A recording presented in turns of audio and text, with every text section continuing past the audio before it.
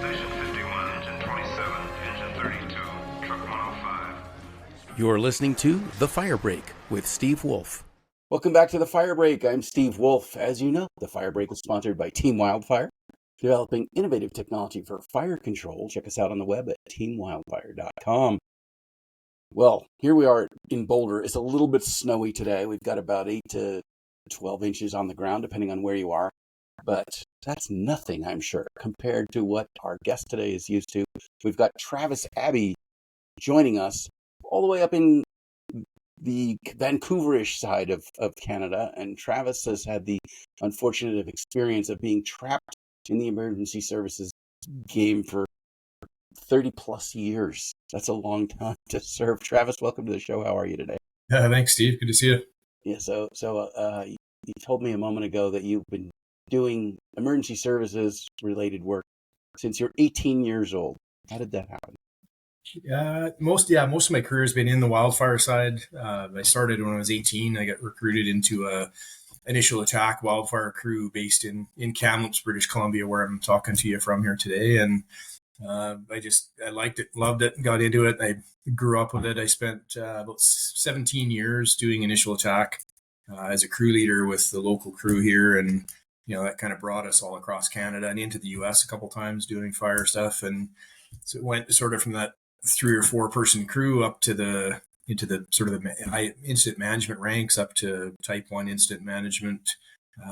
Just before I left in about 2019 was kind of my last year formally working for the government side of things, but had a couple hiatuses in there. I tried to get out in 04 and then again in 09, I think it was, and it just kept coming back. I enjoyed it. And it was pulling me back. Yeah, it's pretty good. So, and then I started to walk away from the fire side of it and transitioned into more emergency management.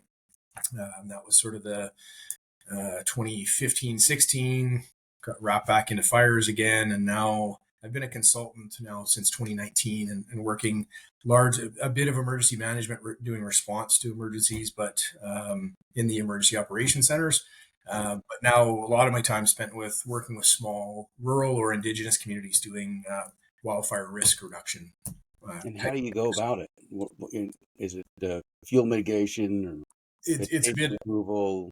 Yeah, move to someplace that's not so flammable. It's a bit of every. The small communities, I don't know if it's a different everywhere you go, of course, but kind of the further you get away from the regional centers, the more rural you become. You can be in an Indigenous community kind of off on your own. A lot of them they don't have a ton of capacity and resources to do the mitigation or the planning or the like the hardening of the homes and all that sort of thing. So a lot of my work's revolved around the Fire Smart program, which is identical to FireWise in the US. Same ideas. So that's a lot of it, is just trying to do the education piece, but then working in an Indigenous community, we actually get to do I call it direct Fire Smart, because we just go and we have the ability to go and change the exterior of homes, and we can come in and remove the combustible vegetation in the zones closer to the homes. And so it's a bit more proactive, and it's education based, but it's more get in and do it and make the changes. My last sort of project here was this small Indigenous community I work with. They didn't have any fire response capability really. So I was brought in to build an initial attack crew with the Indigenous community. And then we now have an agreement with the provincial government, who is the organizing body for wildfire response in British Columbia. So that's good. So we're building relationships there. And the premise is just, when the provincial government gets taxed and overwhelmed with fires, you have a lightning storm come through and there's 100 fires at a time, the further away you are from, they're always going to triage the resources to where the greatest need is and the greatest impact is.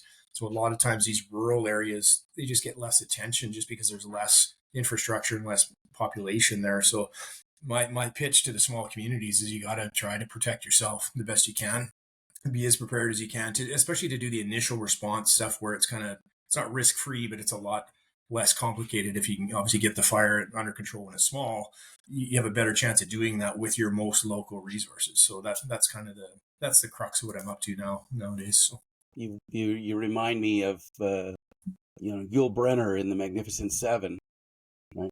when this small town has to protect themselves from the Eli Wallach and the bad guys that come through and steal all their stuff. Yeah.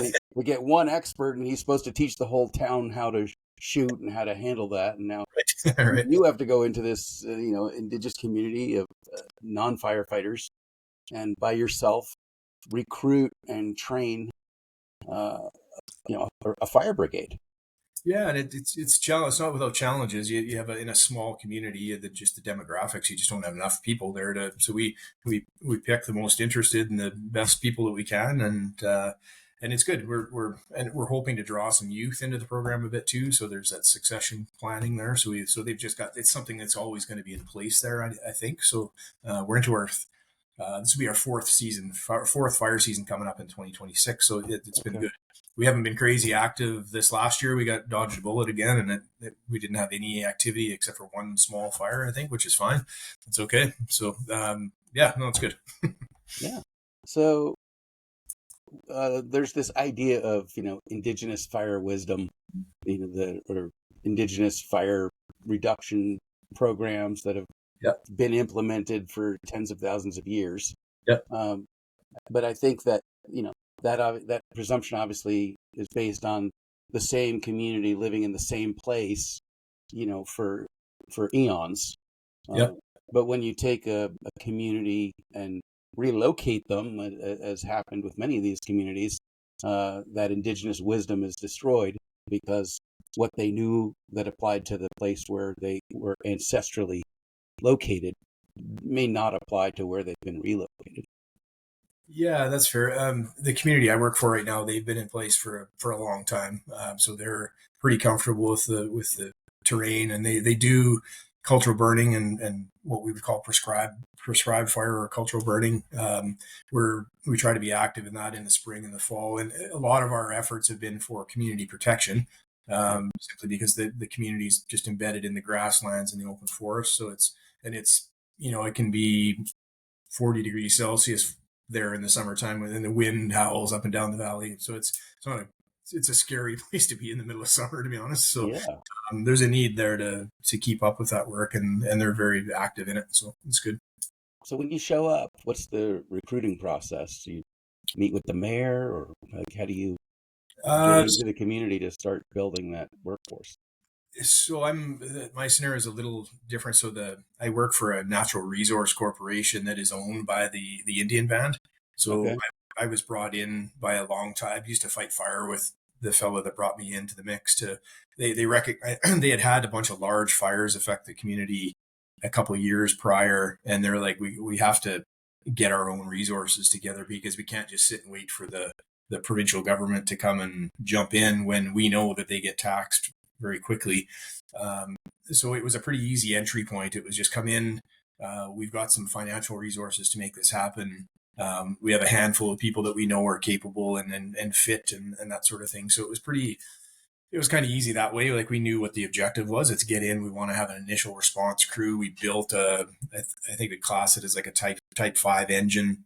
That was sort of the crux of it. And that's how the government actually responds to initial fires here too. So it was, we were just trying to replicate what the provincial government provides for initial resources. But just to put in perspective, the closest fire base to our community it's an hour's drive.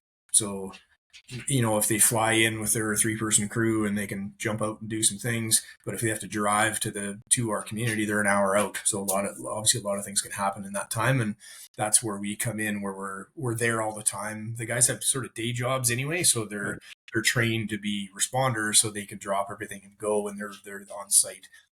I wouldn't say immediately, but close to immediately, and they know the ground inside and out because they've been there forever. So it seems to be working. So how large a force did you put together there? Right now it's just one crew, so it's we have five bodies literally to put together.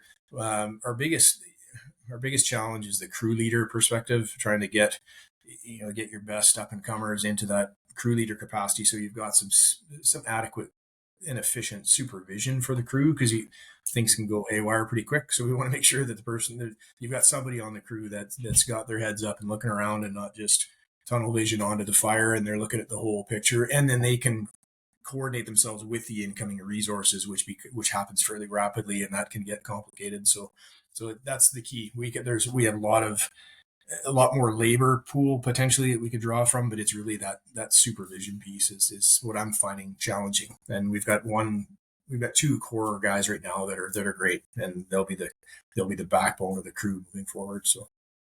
All right, and hopefully they're young enough that they stick around long. Yeah, Right. yeah, they're good. Yeah, they're in their 20s, late 20s, so we're good. Yeah. Yeah, we're okay. Yeah. That's great. Wow. And what kind of physical resources do they need? You said they've got a Type 5 truck. Yeah, so we actually we built a fire base to obviously just to house the truck, but we're constantly adding additional equipment to the unit, working alongside the Indian band itself. We built a structure protection trailer. I don't know if you've seen those. British Columbia uses them a lot. You've got enough sprinklers and hose and pumps to, fully protect probably 30 homes really at the end of the day. And we're kind of building that out right now. We kind of want it to be as versatile as possible because it's not always that cut and dry that here's your 30 homes that you can protect with the sprinklers. You might be using that equipment for a variety of other reasons depending on what's being threatened. So we're trying to build that out. We've got obviously first aid capacity with a medic unit.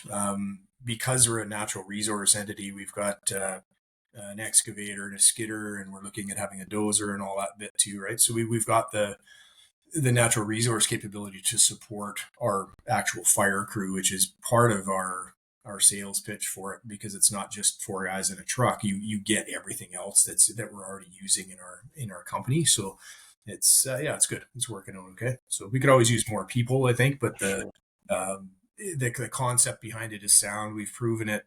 2 years ago, we had a couple fires that I know for a fact would not have had any action on them for half a day or a day if we hadn't been there, because there was more fires closer to the local center where they had a blast of lightning came through, and there's a dozen fires close to a town of 100,000 people. That's going to get a whole ton of attention. Our fires out on the landscape are going to get less attention in those early stages. So it paid off for sure. So it's good. It's working. And if you identify, you make a plan, a community protection plan in this community where you're working, and you say, okay, well, here's where a fire break should be. What do you have to go through from a legal framework position in order to implement that? Yeah, that's a good question. Those are not as easy as it sounds. Right. We have a mechanism called a Community Wildfire Resiliency Plan, or a CWRP. That's kind of the standard model that the government pitches to the communities. You need to have this plan created, and then that allows you to apply on funding to do some of the mitigation work, depending on what the specialists recommend in your report. And that report it's always going to have the fire smart or fire wise education part in it, the home hardening bit, the critical infrastructure, making sure that's as hardened as your residences are. That's all pretty standard. But then it does get into the fuel management part, which is here's how your community is laid out. Here's the vegetation that surrounds it. Here's recommendations on what you can do to mitigate the risk with the forest and grasslands itself. And that can include putting in fire breaks as well too. Because of the fires they had in 2021, it just devastated the further up the valley. It went running through in 2021, and actually 2017 they had a larger fire from a different direction. So they've had it all around them. So it was.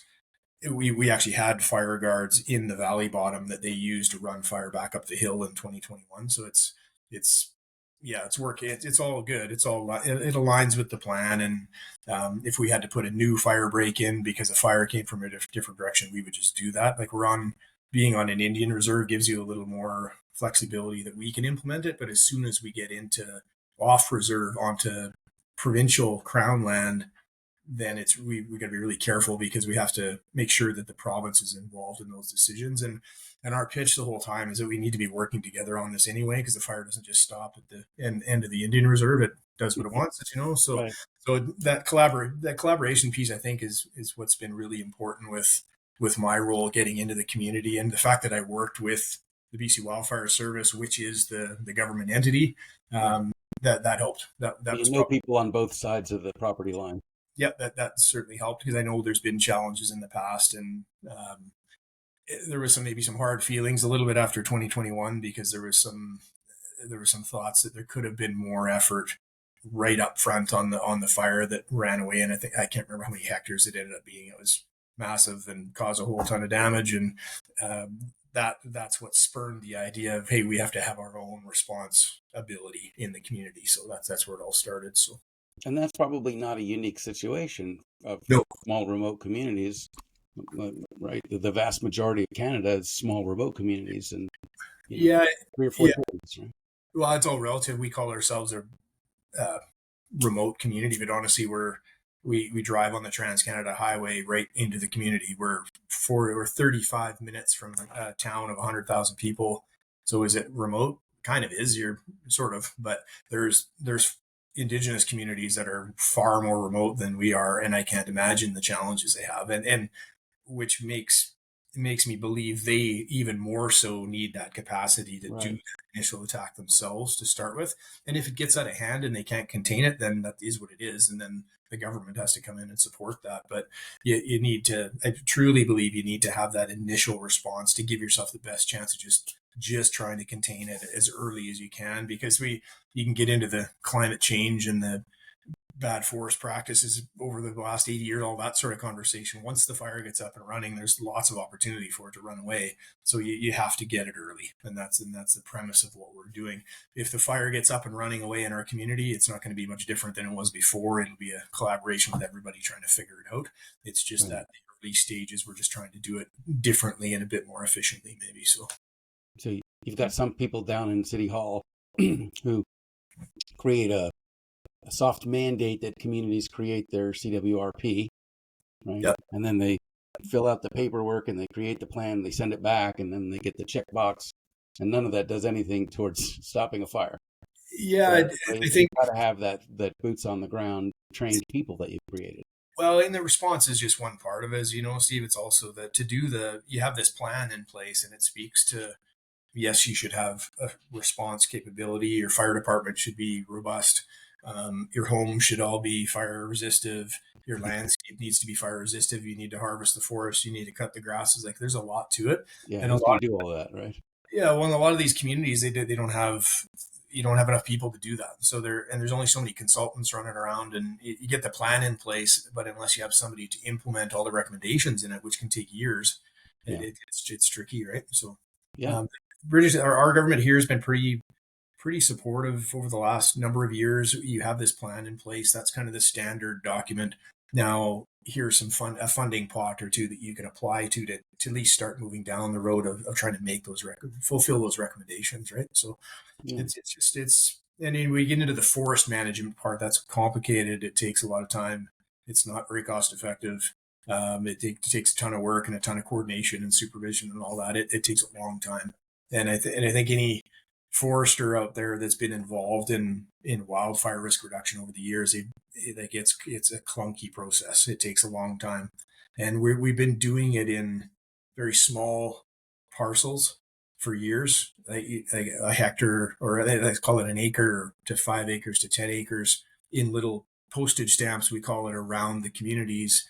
And there's all sorts of reasons for that. But the focus now, a lot of the focus, they're trying to go on what they call the landscape level, where they're, let's get all the right players together. Let's tie the pieces together, and let's do 1,000 acres at the same time, because it's more cost effective, and it's going to be way more effective for the community itself, and also for the forest health as well too, right? That's all part of it. So you really act as a force multiplier, right? Because there's not enough full-time firefighter positions or people to take care of all those communities that you could serve. So you're going in and you're turning the residents into their own firefighting team, which is really, a natural resource unto itself. Yeah, and I think it's not really any different, really, than the traditional volunteer fire departments that we've seen forever, right?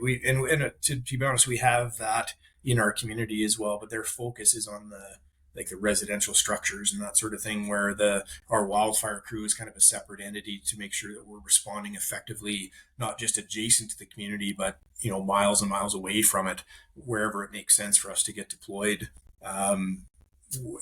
Whichever the best approach is.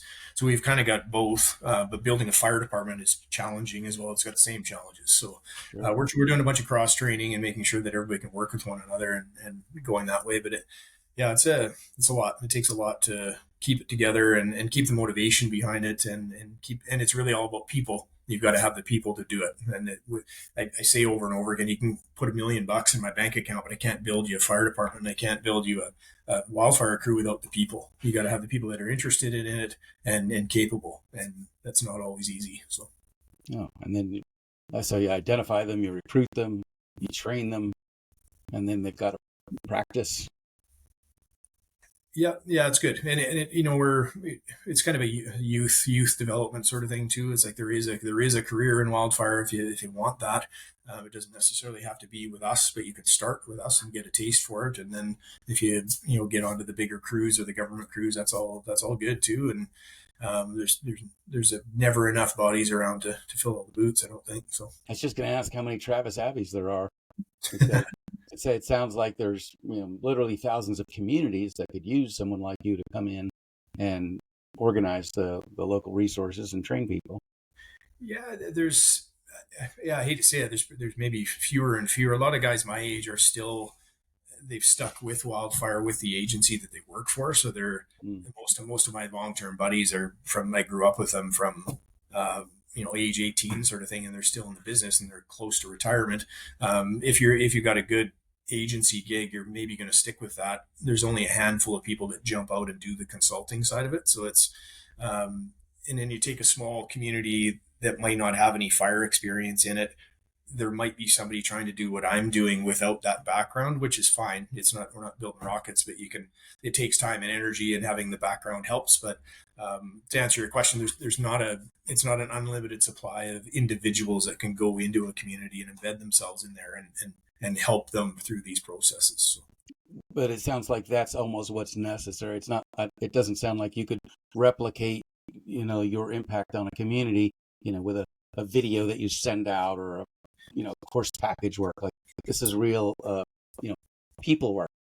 Yeah, I think what's happening now, Steve, it's maybe not so much as one person, but you have a person in the community that can be a coordinator, and they're bringing in consultants of different kinds. So I'm not a forester, to be honest.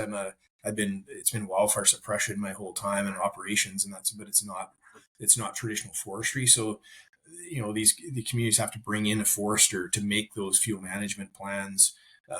You need the fire smart or fire wise champion. That can be somebody from the community, but if you don't have that, you need to bring that person in to spread the gospel of risk mitigation in your community. And then you have to implement the work of changing the siding on your home or your roof structure, whatever it is. It's endless, to be honest. And everybody's just got to figure out a way to do it. And you really need the support at the highest level. The community leadership needs to be on board and recognize that risk is there. And I was fortunate because I was brought in because they knew the risk was there. They experienced it live in 2021. So they knew that they had to get some things done. So in British Columbia here, you're maybe aware, we've had a lot of hard seasons over the last 4 or 5 or 6. And, I don't think there's many communities that are unaffected by fire at this point. Everybody's aware of it. Everybody I know has been evacuated at some point or had somebody in their family evacuated. That's just the way it is now. And fortunately, we get snow on the ground in the winter still, and that helps. But we still have the potential for a good 4 to 8 month fire season with some drabbles of fire through the winter too now. But yeah, everybody's aware of it. So it's just a matter of finding the people to help you implement it. And everybody's doing it differently. So the seasonality thing is really going away, right? LA January fire, the Marshall fire was a December fire. Yeah, for sure. Some of these most destructive fires have happened in the winter, fire was supposed to be taking the winter off. Yeah, and I hope we're not going down the California road. We're a ways yet, but but when we're having active fires in October or sometimes into November, And then we're starting up sometimes in March, right? So that's not much of a break anymore. It's The and fire it's got getting the fire got lost, right? It's like, hey, aren't you supposed to be in the southern hemisphere now? yeah, that's right. You Yeah, forgot to migrate. yeah, that's right. And it's getting taxing for the people that are managing those sort of things, right? You used to, when I was in the business, you knew that you were, and that's what I loved about it. You knew it by about October you had a change coming, and you were, if you were seasonal, you were going to go work somewhere else, or you were going to go traveling or go to school or whatever you were going to do. But you knew that change was coming. That's kind of refreshing. Whereas now, a lot of those folks they're starting really early and they're working like crazy hours through the summer. But then the summer doesn't end until October or November. Like that's taxing people for sure. I'm sure they're feeling it. But one of the challenges, I think, in providing a labor force to the fire community was the seasonality of it, right? Is that if you have a family to support or you're, building a career, a seasonal job isn't going to cut it. And then you got to find another seasonal job during the fire off season. Whereas now that there's the demand for year-round people, then there could be year-round jobs, and that actually might help with the recruiting. Yeah, and that is changing too, Steve. That's a great point. The government agency here is recognizing that, and they've started to turn a lot of those what were traditionally seasonal jobs into year-round positions, because not everybody wants to take the winter off and go traveling, right? Like, yeah, you start having a family and all that. You need to keep working and you need that continuous employment, or else you lose a lot of your capacity because people just go. It was always a great job for university kids because you come in and you work and you end at the end of August, you go to school and you had a job to come back to in the spring. Um, you could have guys that do that for 5 or 6 years and they get a bunch of experience, but then they leave because there was this perception that there wasn't any long-term career in wildfire because it was always going to be seasonal. The challenge I had personally was taking that leap from being on the crew on the front lines to getting into that sort of officer type scenario where you're no longer on the crew and you're separated from that part of it. I struggled with that, to be honest, and probably why I stuck with it so long with the ground crews. And so that's it. Everybody's different, but they are recognizing that they need to make this more of a long-term career for people, and you can't just be seasonal forever. Because if you do that, you lose a lot of that talent because they go get real jobs somewhere else. And They graduate and move yeah, on. 100%. Yeah, Right. sure. Yeah. Interesting. Well, agencies like the military, would do a deal like, okay, we'll pay for your college, and then you owe us 4 years or whatever the deal is after that. Yeah, that's interesting. Yeah. Uh, Yeah. Haven't seen that yet. I don't know if you better talk to the government for us. see how it goes. Yeah, well, you try it. So, if my math is correct, you're about 37 years into this career. And It's really 34. right, where did it go?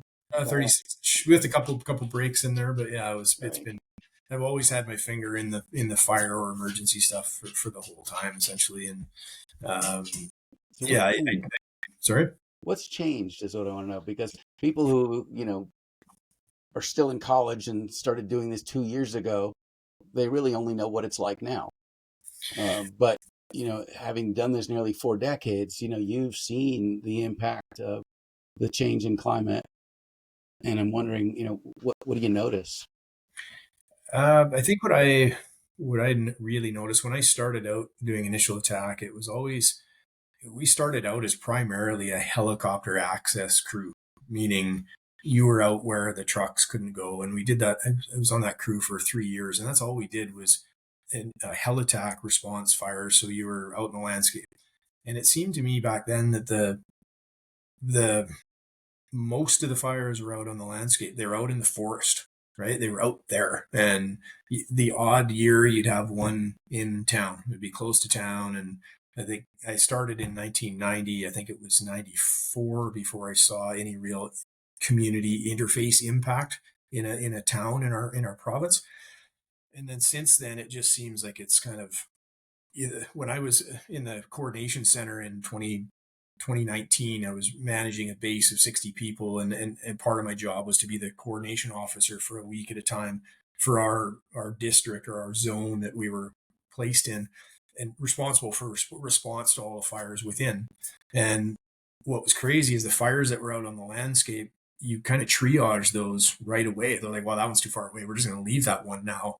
where because you knew that you had risk and something was going to happen closer to the communities. And that seems to be what's happening. You have the fires aren't all out on the landscape anymore. And if they are way out there, they get left. And because we don't want to use all of our resources for that, 100-acre fire that's for 50 or 60 miles from anywhere. That now that's triage. Just leave that alone, because you're having fires. It just seems like the interface fires are way more prevalent now than they've ever been, which it brings its, as you know, brings its own risks. It's a different game completely. What I'm seeing in it's 2017, 2018, 2021 was crazy. 23 was crazy. 24 was busy. You've got these young kids, like when my first 4 years, I was doing small fires, and there was a few large fire, the odd big fire that I was involved in. Now these young folks that have been around, they're in their fifth season. They've had like 30 years worth of fire experience compared to what I would have done in my first 5 years. And because it's just gotten so, the scale, the size of the fires, the activity of the fires, I think the weather is different at times. You're getting way more erratic and stronger winds, which is driving these fires and causing them to do what they're doing. On top of that, we've also got, now that you've told me it's been 35 years, which is scary, the forest has changed over 35 years. We did a great job of suppressing fire for a long time, and that's kind of starting to bite us in the butt now. We've got, I like what you did with that, Travis, because I said 37, but yeah, you shaved a few years. Probably the next time you'll say 28 years. So, yeah. So it's like the forest has certainly changed. You talk to any forester out there and you see the health of the forest, and, we're having drought conditions we're any areas that hasn't burned or we haven't harvested it is overgrown because it hasn't been managed properly. So we were getting larger fires because of that. So it's just this perfect storm, and it's kind of scary to watch, to be honest, because you see what the incident management teams, you used to go on a team and you get 2 deployments in a year, and now they're getting like 6 or 7 or 8 deployments in a year, which is crazy. And that's the same for the 20-person crews as well. The hand crews, they're out there, and 3 or 4 deployments was huge 10, 15 years ago. Now they've had multiple years where you've had 7 to 10, or I've heard 11 deployments, and a deployment is a couple weeks at a time. So this seasonal job of yours is now, it's all encompassing. And I think we're starting to see the effects on the human side of it, with what I wanted to ask you about. For sure. Yeah. You said your first, 4 or 5 years, there were sprinkles of fire here and there. Yeah. And that was the normal. And now the university folks who come out on their 5th year, and you said they've seen the equivalent of 30 years of fire experience. Yeah. Does that give them time to prepare mentally for the safety aspects of the job?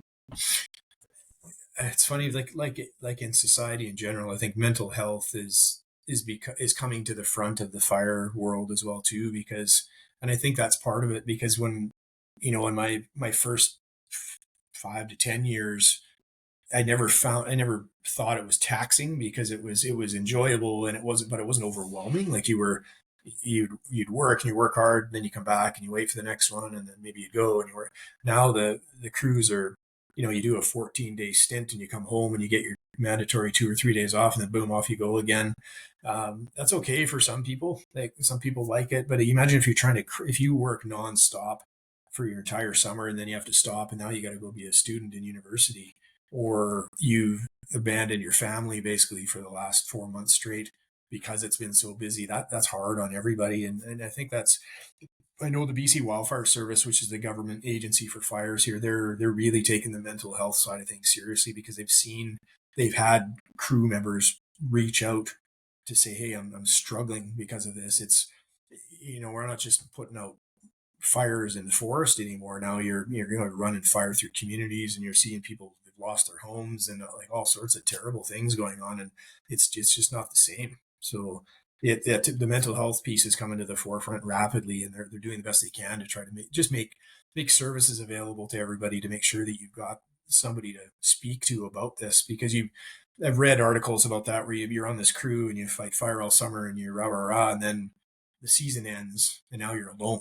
Now maybe you're just at home with your family or you're at school or whatever, and you're kind of pulled out of that environment all of a sudden, and Yeah. you have started to process what you just experienced over the last year, right? So it's coming. There's lots of attention being paid to it. So It sounds like, firefighters are maybe experiencing some of the same kind of things that military service members do. Right? They get a lot of training to come from civilian life into military or into fire service, but no reentry training to come out of that back into their civilian life. yeah, I think it's kind of similar. I would never. It wouldn't be a fair comparison, the type of trauma and that military folks experience compared to, you could call it trauma with the wildfire side too, depending on what you experience. But just maybe not as intense, but the principle is still the same. Yeah, you're being immersed in this world for this long, and then boom, you're out and you're into another world that you have to deal with, and you haven't maybe dealt with what you just experienced. I've dealt with that myself personally, to be honest. So How's that going for you? to be super honest, I left the government in 2019. I had a bit of a breakdown. I just had enough. We had fire right in our home community, and I'd come home after my shift, and you can't see across the road because of the smoke, and we're on evacuation alert, and it was a lot. And trying to run the organization and the base and the response, and it was kind of stimulating at the time, but maybe I was just far enough in my career that the stimulation wasn't enough to keep me going anymore. It was more draining, I think, than anything. And Yeah.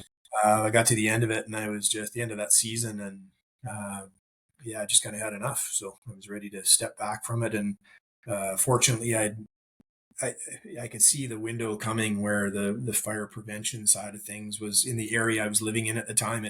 There was a sensible opportunity there to just jump out and do something. It's still to do with fire because that's my background, but Right. it's not the intensity of being in the middle of everything else. So yeah, I had to step away, and it was partially, I've got had a young daughter at home at the time and all that bit. I was just ready to step away from it. So I miss it kind of. I miss the people, but Yeah.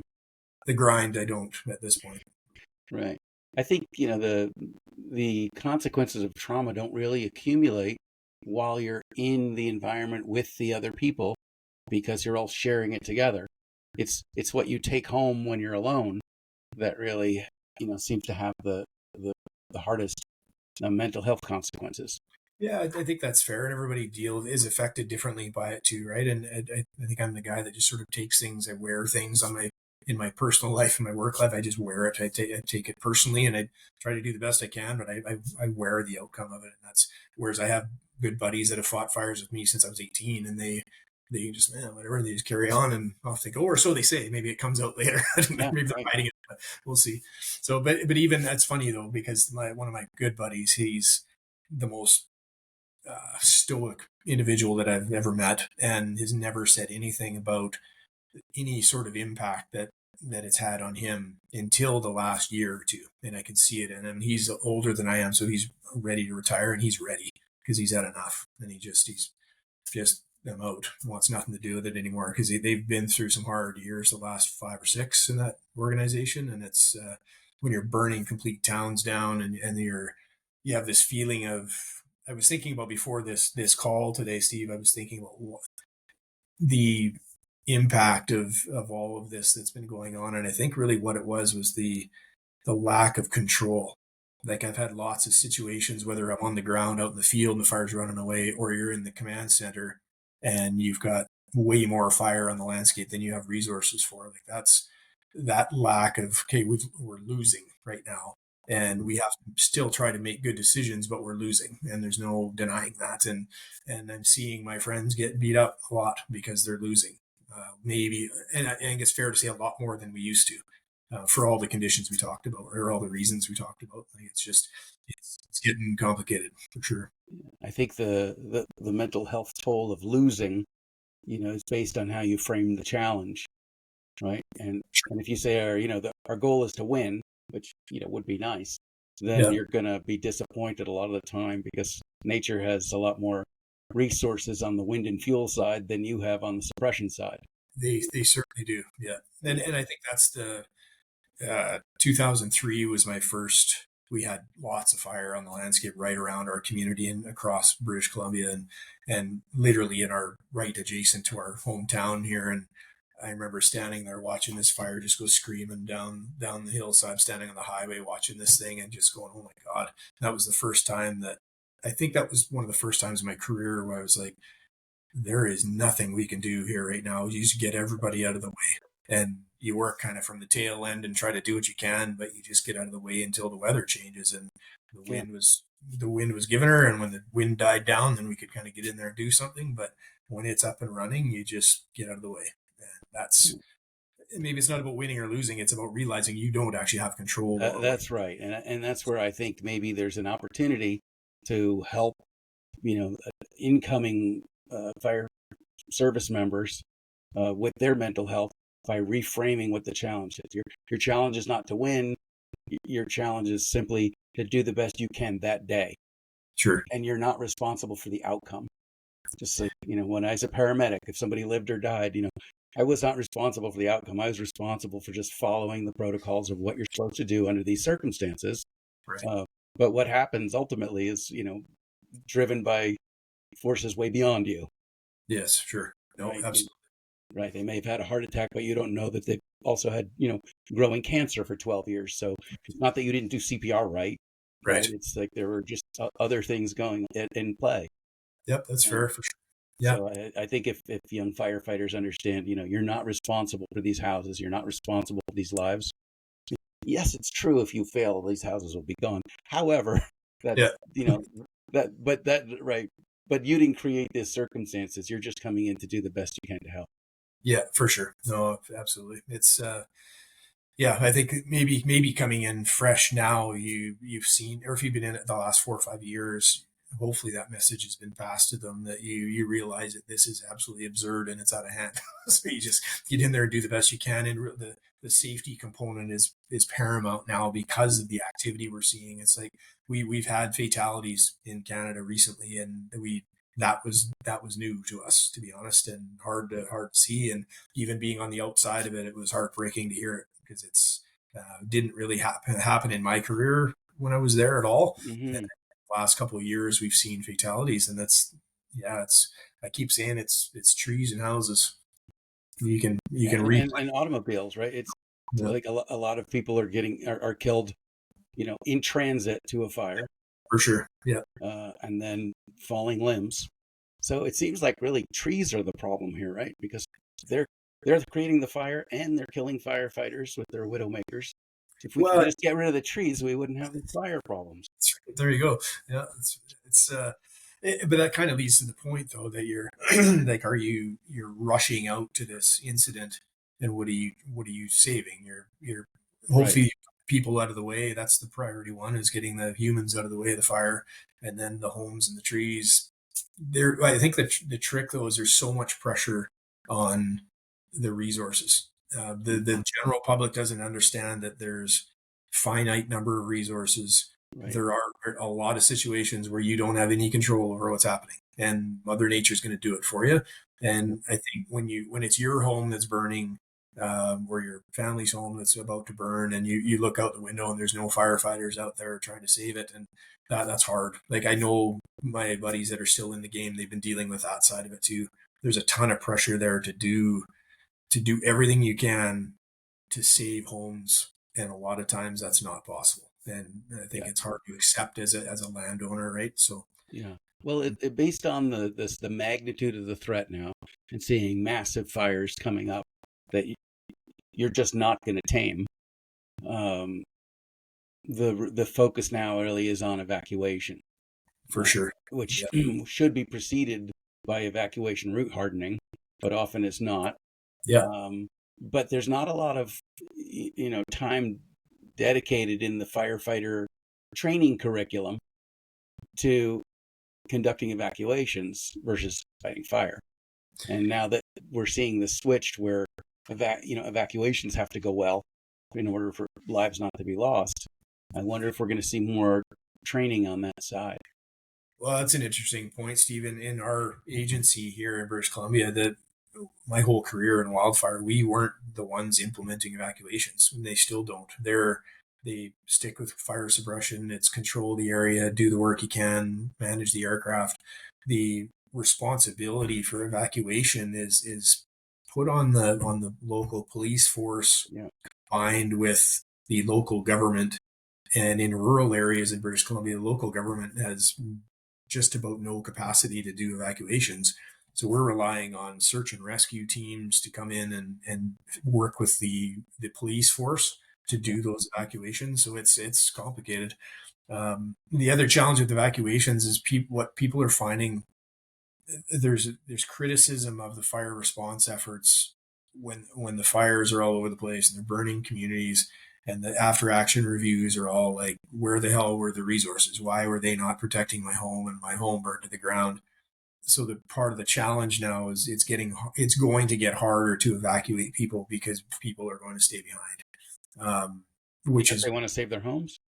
They do. Yeah. The government's not going to do it apparently. So I'm gonna stay at home and do it. Not understanding maybe the intensity of what's occurred to burn those homes before, you can get yourself in a pretty bad spot. But in saying that too, in a rural setting where the farmers and the ranchers, they've got a ton of capacity on a day-to-day basis in their properties. They may have a decent chance of doing that. But when you're the entity that's responsible for the safety of everybody inside your work area, which is the fire ground, you want everybody to leave, because then you don't have to worry about those resources or those people, and you can focus your energy on the task at hand. But it's hard. The rule in British Columbia is you can, if you're of sound mind as an adult, you can stay behind, but you can't leave your property. So you can't come and go. So you have to stay on your property, and the police force can't remove you. That's the standard right now. So there's a lot of people that are choosing to do that, and to some success for sure. What we're seeing now, because of the big shift, honestly, one of the things, Steve, that's changed now is where the government is slowly starting to recognize that these small entities, like the community that I work with and the crew that we have, they're starting to create partnerships with ranching communities, or organized communities in the rural areas, because they know these people are going to take initial response on the fires as they happen in the absence of government resources, and they're also probably going to stay behind. Some of them will stay behind.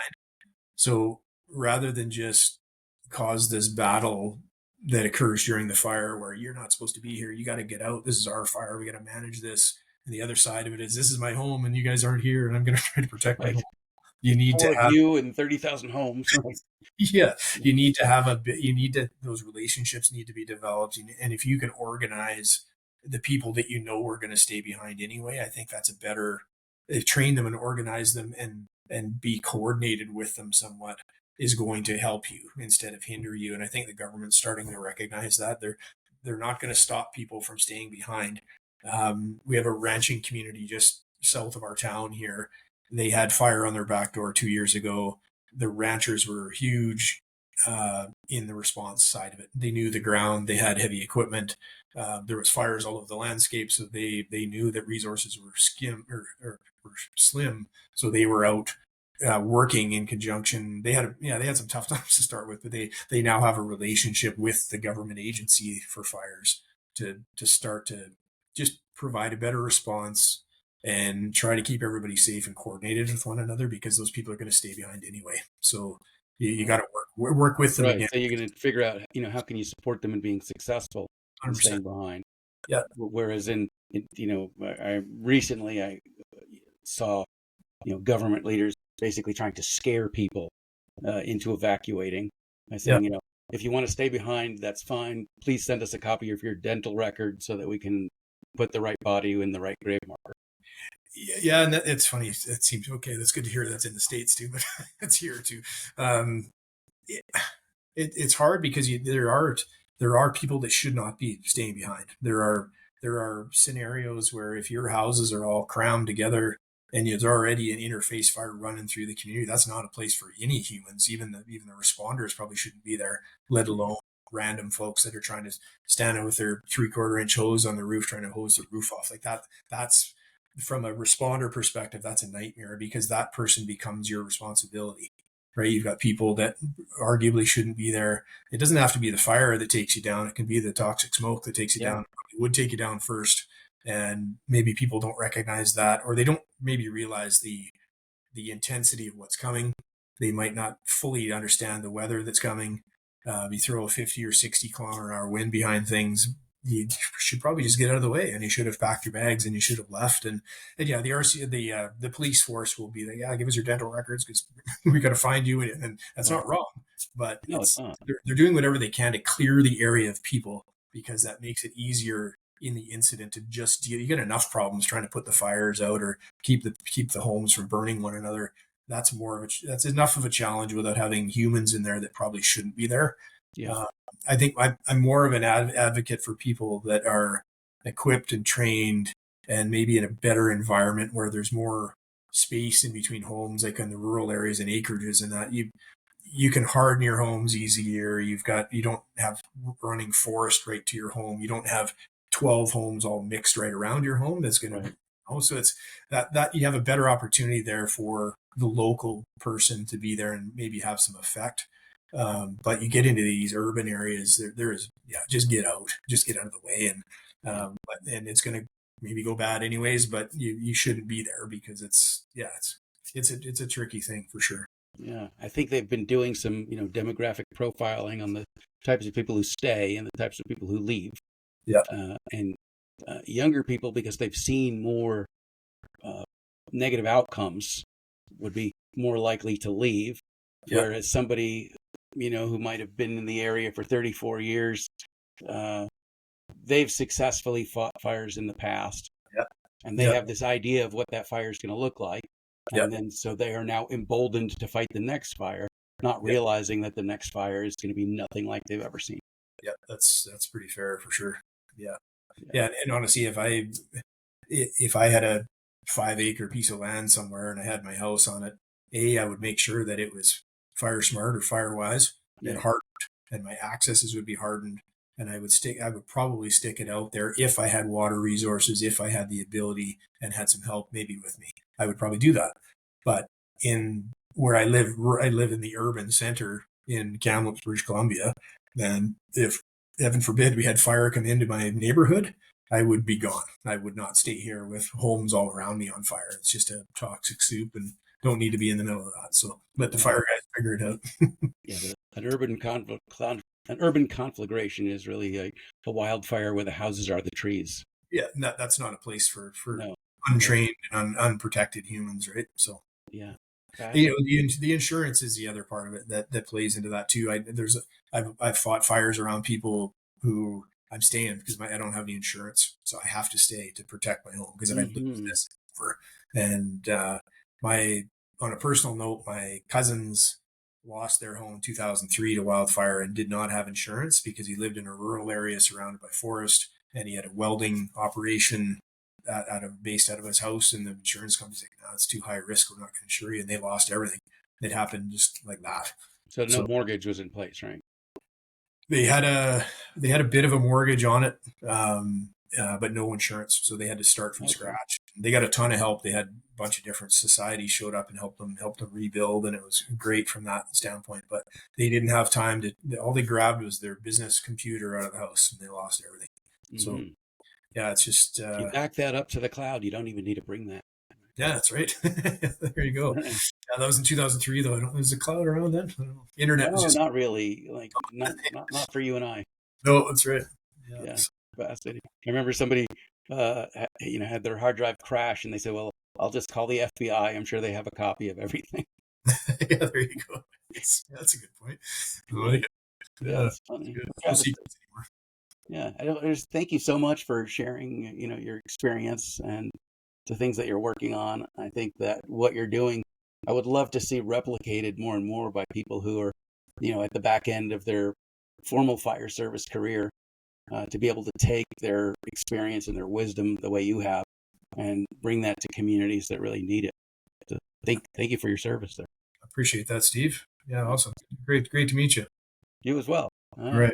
Well, we've been chatting with Travis Abbey up in British Columbia, who is taking his decades, we'll just say, of fire experience and using that to coalesce firefighting forces in small communities that really need the help because the government can only be so many places at once.